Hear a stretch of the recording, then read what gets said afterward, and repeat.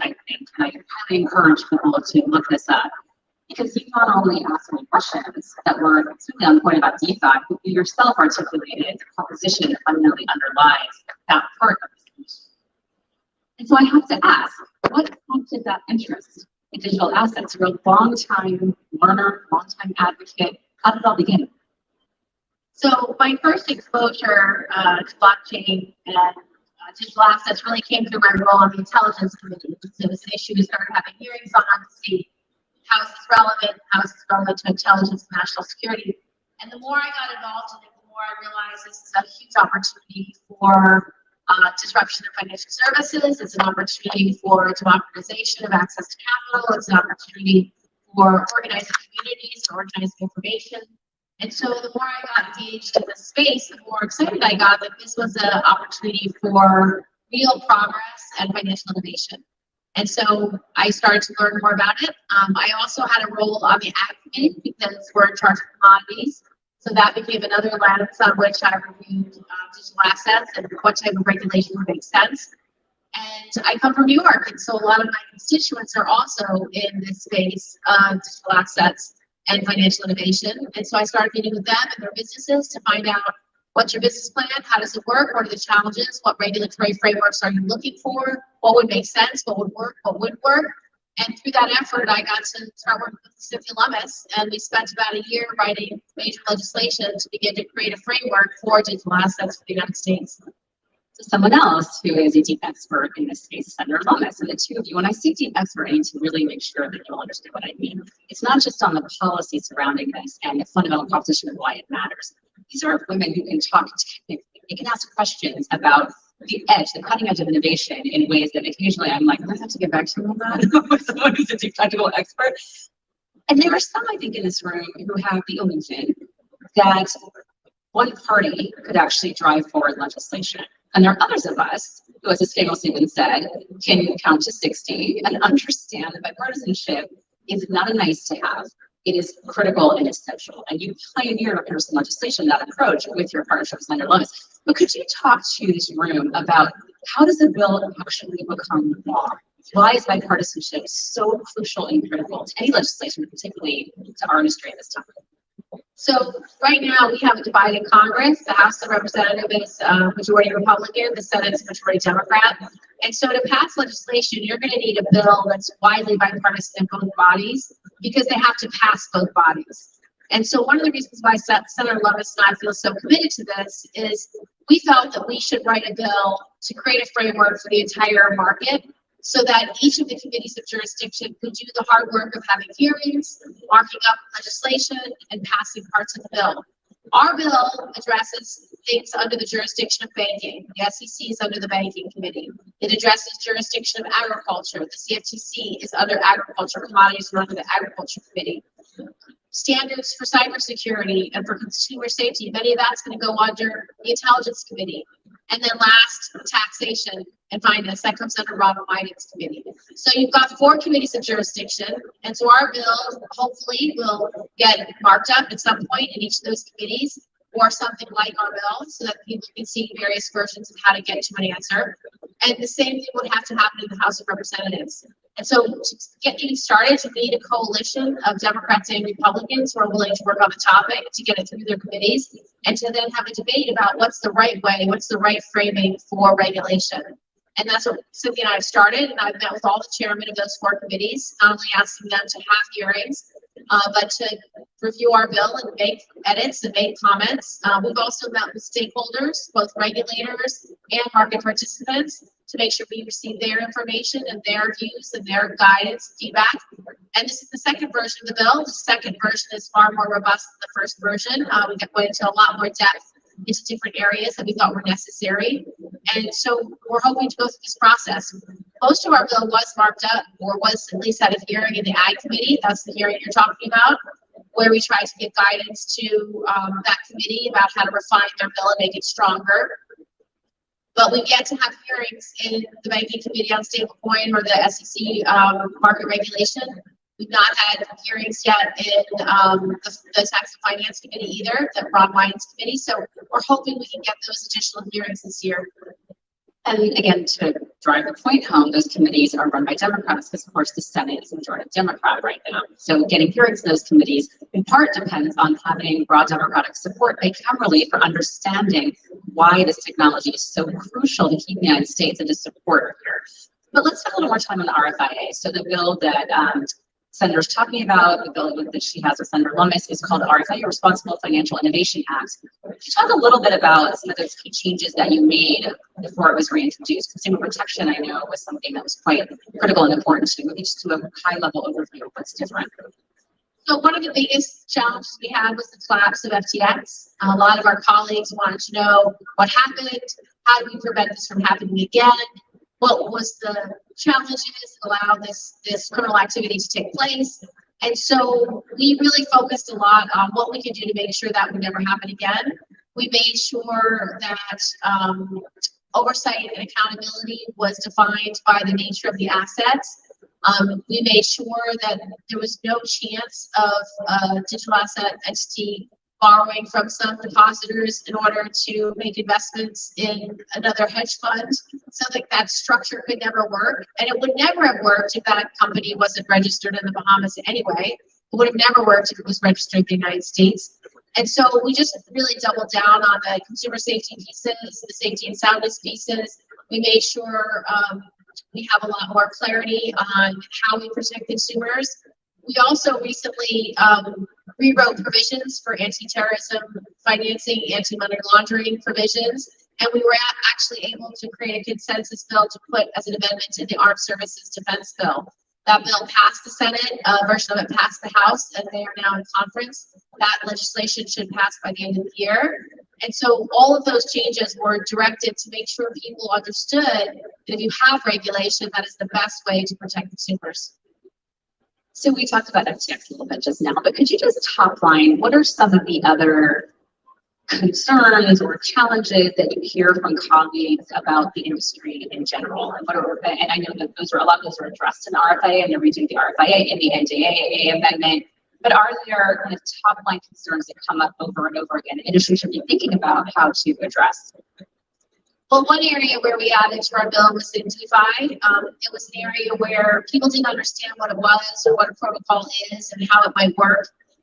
And so, for example, when we did the Ag Committee markup, their first version of that bill didn't provide for DeFi. It basically required any DeFi company to do the same thing as a bricks and mortar bank would do, which doesn't make sense.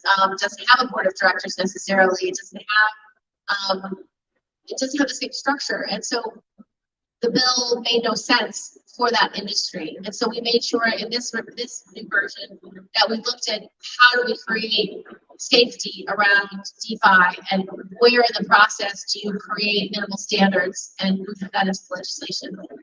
Concerns really are about consumer protection, consumer safety, guardrails, illicit finance, hacking. There's been some very obviously publicized hacks that have happened that have caused consternation, understandably, in both chambers, I think, of Congress. And some of these, I think, are also being addressed in some of the other bills that we're seeing. So coming out of the House, we have the market structure bill, FIT 21, the stablecoin bill. I know you have a lot of views on these two, particularly stablecoins. I'd love to hear, first of all, your views on those bills, if you're willing to share, and then also how you see progress of those bills. And we can get into, if you're game for it, how the government shutdown plays into all of this. Of course, that's looming. I've recently met with Congressman McHenry, and the stablecoin bill that he's put forward is very strong. It actually creates a carve out for New York markets, which makes DFS really excited because they are one of the most substantial regulator in the country, certainly the most robust, certainly the most utilized, and so there should be a role for them. So that's a smart aspect of that bill. And it agrees with me on some other provisions. I think stablecoins should be fiat currency only. I think they can be issued by state banks and federal banks. The House bill has the provision for state entities like DFS. And I think that the future of algorithmic stablecoins should be really in a different area. They should be allowed to be called stablecoins, and they should have a different level of regulation because they don't have the same safety and soundness and security that a fiat-backed stablecoin would have. So those are areas where we agree, and it's exciting to have a House bill. Our Senate bill would be very similar, and we could easily conference the two. In terms of market structure, our views are actually complementary. They're not against each other. I like the frame that we put on our bill that if you're going to decide a regulator, it should be based on the characteristics of the digital asset itself. I like the test to say, is the digital security using the Howey test, using case law, and actually codifying that. I like the test of what's a commodity. Is it fully decentralized? Does it have the indicia of a commodity? Is it no longer raising money for a centralized organizing entity? Those are all characteristics that we would see in a commodity like Bitcoin. So I like the way our bill does it, but there's a lot of stuff in McHenry's bill on market structure that we agree with. So again, it's a great place to start. And if we can ever conference the two bills, we would find a very strong, happy medium. So at the Crypto Council, we actually support both of these bills, and I have to say that the pending shutdown does throw some roadblocks to the possibility of a floor vote. So could you talk to us a little bit about that? What's going on there? How should people out in the world who aren't as familiar with how Washington works understand this shutdown and this current version of it? So we've had government shutdowns in the past, and they never go well. What happens when the government shuts down is that certain parts of the government can't spend money, cannot work, cannot go to work, and some of those employees will not necessarily get their money anytime soon. So if you're somebody who is paycheck to month is really important to them, they're going to be harmed individually. For everybody else, it really hurts the economy. The last time the government shut down, it was about a $12 billion drag on the economy that was never recovered. So it has huge economic impacts. It's also bad for public safety. A lot of the parts of the government that can't get funded affect public safety. Something as simple as making sure that we inspect the food that comes into the United States. Food inspection does not happen during a government shutdown. So there's just all these different areas where the government's not there for you in the ways they should be. How does it affect your industry? It might affect your regulators, timeliness. Not all those regulators will be able to come into the office. They won't be employees that are essential, and so work won't get done. The things that might already be frustratingly slow at a regulatory level will only get potentially worse, down and slower.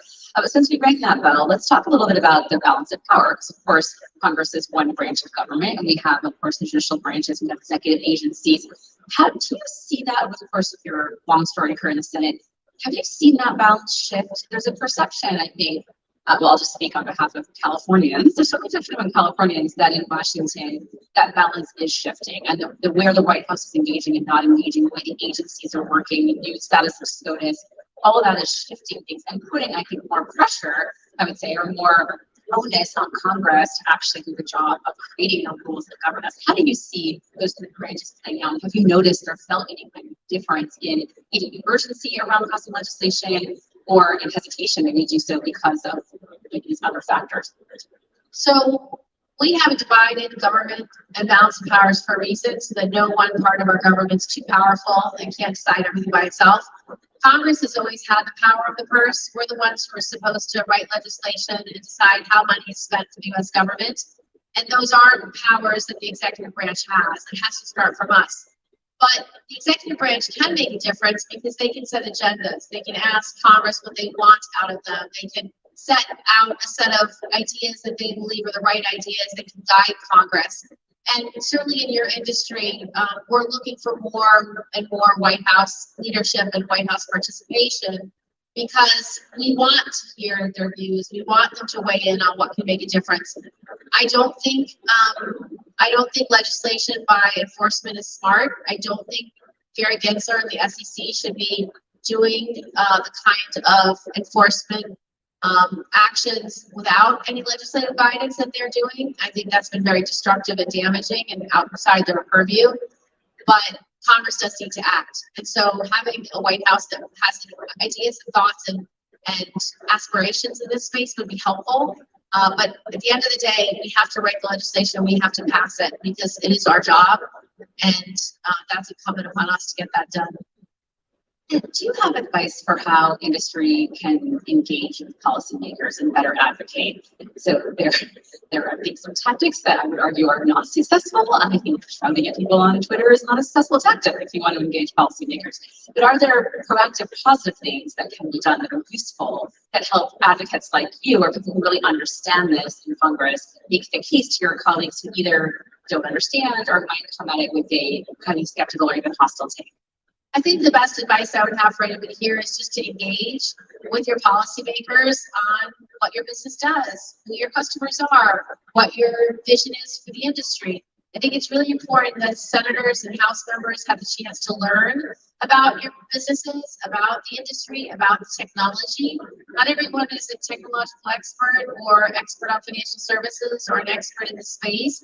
And so taking the time to meet with your elected leaders is really valuable, because you can explain to them what you're trying to do and why you think it's going to make a difference and help people and help businesses, help consumers, and help our economy overall. I think your business case is important to be articulated so that people understand what you're doing and why you're doing it. Not everybody takes the time to learn it, but asking for those meetings can make a big difference. And do you have concerns about the offshoring of the industry and what that would mean for America's security, frankly, defense, intelligence?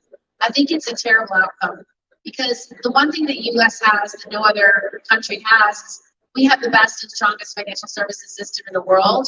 We have the best and strongest judicial system in the world. And so if we can regulate and create a system that works for the industry so that we have transparency, accountability, along with safety and soundness, along with consumer protection, it means markets will rush here. It means industry participants will want to be part of the American economy and the American system, because we allow for consumer protection. We pride ourselves in consumer protection, and other countries do not. And so customers will want to participate in your industry, in your business, and in your services. And so that's the key. If we can regulate, we can keep markets and we can keep participants. It allows our economy to grow. It allows us to compete worldwide. And that's better for New York, and it's better for America. So given all the moving parts, the global piece, the court cases, administrative actions, and bills that are moving, to the crystal ball question. If you had to kind of gaze into a crystal ball and foresee how you think this might ultimately play out. First, I think we're clear on how you hope it will play out, and I think we're aligned here. I hope the U.S. retains the competitive edge and retains the innovation that we have brought, frankly, to the global financial and technology systems over the course of many, many decades. But what is that crystal ball kind of throwing up for you right now? I think passing a stablecoin bill is the low-hanging fruit, and we should absolutely try to do that this Congress. I also think passing a market structure bill is possible this Congress, and so those two pieces would be the highest priority. We've already done the anti-money laundering and know your customer and anti-terrorism financing provisions in the defense bill. It's there, it's workable, it's smart, and it can be implemented. So I would really hope that we can create a national conversation around at least the two next pieces, because it would make a huge difference. And there's such a willingness on behalf of the leaders within the House and the Senate to do this. We just need to create consensus and create momentum with other members understanding what's at stake and why it's important. I couldn't agree more. I think these are like the gateway drugs, if you will, to other things that I think are also really important, but they are the low-hanging fruit, and they're there. They're right for this. They're ready to go, and they're bipartisan. Well, I hope you'll all join me in thanking the Senator for her leadership, for taking the time today, Senator, to come and speak with us. Thank you.